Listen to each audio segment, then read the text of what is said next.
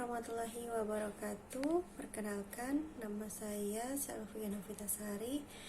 Saya mahasiswa BI jurusan PGSD.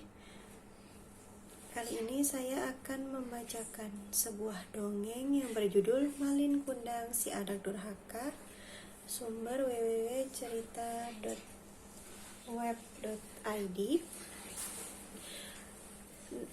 Tugas ini untuk memenuhi tutorial 3 Pendidikan Bahasa Indonesia di SD.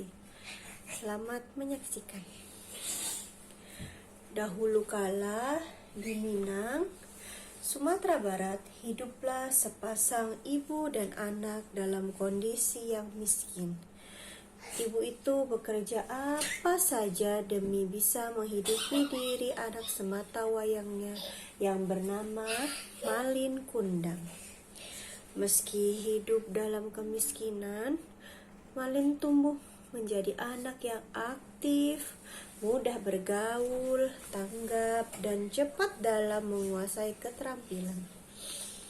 Namun, seiring berjalannya waktu, kondisi keluarga itu tidak banyak berubah, sehingga Malin yang tidak ingin terus hidup menderita bertekad untuk merantau, ikut sebuah kapal dagang yang berlabuh di pantai dekat perkampungannya.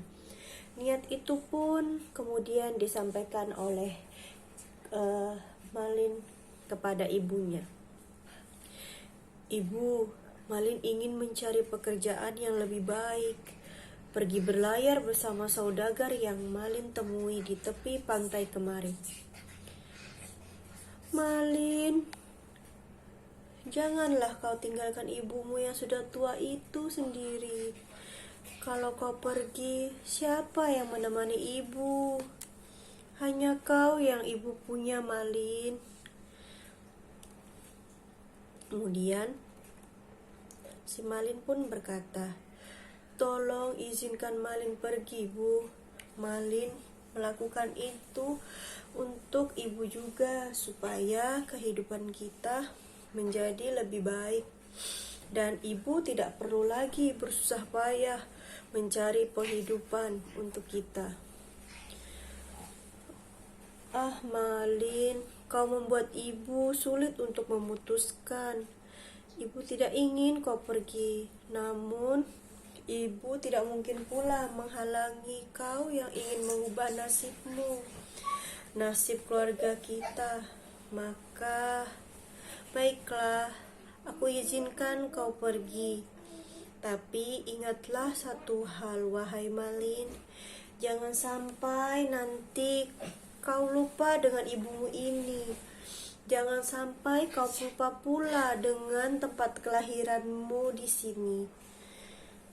Hari berganti hari, minggu berganti minggu, bulan berganti bulan, dan tahun berganti tahun.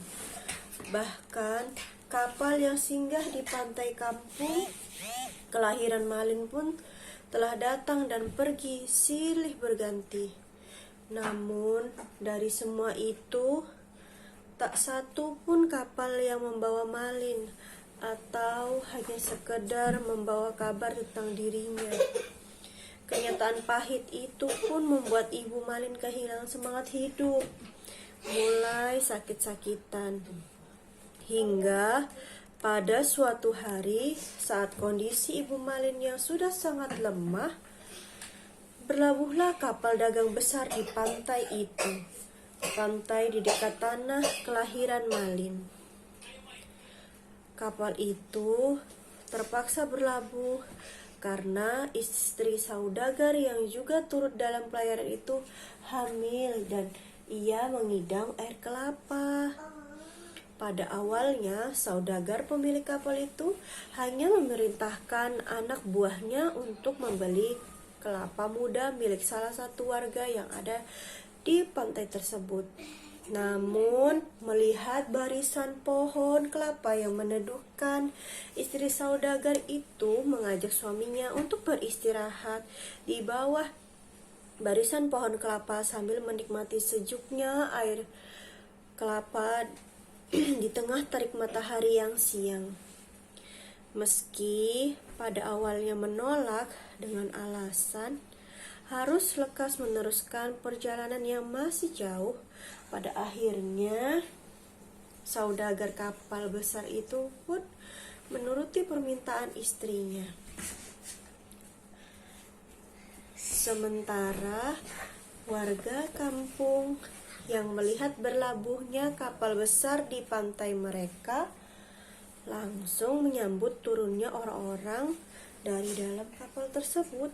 Orang-orang kapal itu terlihat asing oleh mereka, hingga salah satu anak buah kapal yang menjadi juru bicara menyebutkan bahwa saudagar pemilik kapal itu ialah Tuan Malin, ingin bersantai di pantai sambil menikmati air kelapa bersama istrinya.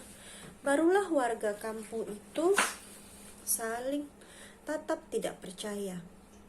Malin yang selama ini selalu ditanyakan oleh Ibu Malin kepada setiap saudagar kapal yang singgah di pantai, kini disebut sebagai saudagar pemilik kapal besar.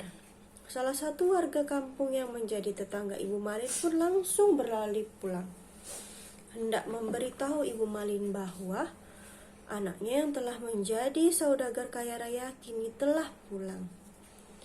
Mendapat kabar tersebut, semangat Ibu Malin yang awalnya hampir punah seketika seperti bertambah berkali-kali lipat.